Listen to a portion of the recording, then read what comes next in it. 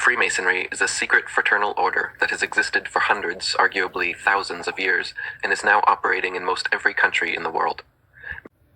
The higher degrees, the inner circle of world Freemasonry, use the society's worldwide influence to advance their control.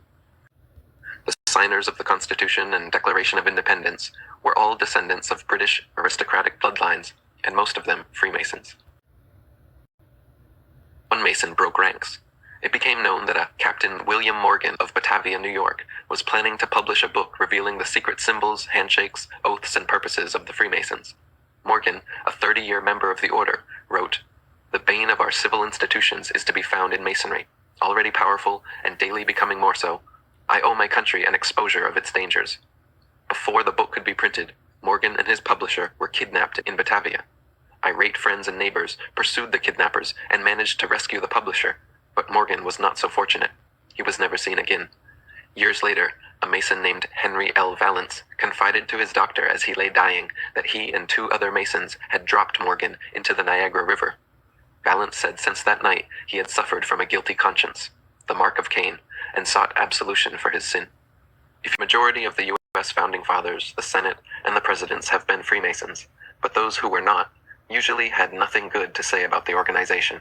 President John Quincy Adams wrote, "I do consciously and sincerely believe that the order of Freemasonry, if not the greatest, is one of the greatest moral and political evils under which the Union is now laboring, a conspiracy of the few against the equal rights of the many.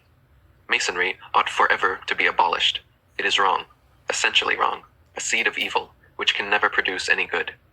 President Millard Fillmore wrote, "The Masonic fraternity tramples upon our rights, defeats the administration of justice, and bids defiance to every government which it cannot control."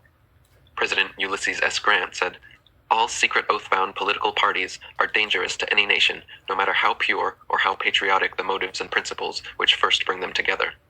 Supreme Court Chief Justice John Marshall said, "The institution of Masonry ought to be abandoned as one capable of much evil, and incapable of producing any good which might not be effected by safe and open means." And Reverend John G. Stevens wrote, "Masonry was a state within a state, and that one day Masons would overthrow the democratic government of the United States and would crown one of their grand kings as ruler of this nation." Like the Freemasons, the Illuminati, their concepts and esoteric knowledge, traces back thousands of years to the Egyptian mystery schools and religion. However, this order was first publicly identified in 1776, the same year America signed the Declaration of Independence.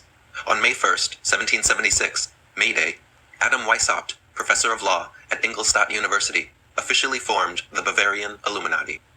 Fritz Springmeier wrote, "The Illuminati is the continuation of the mystery religions of Babylon and Egypt, and the bloodlines of the Illuminati go back to people who at one time lived in Babylon and Egypt."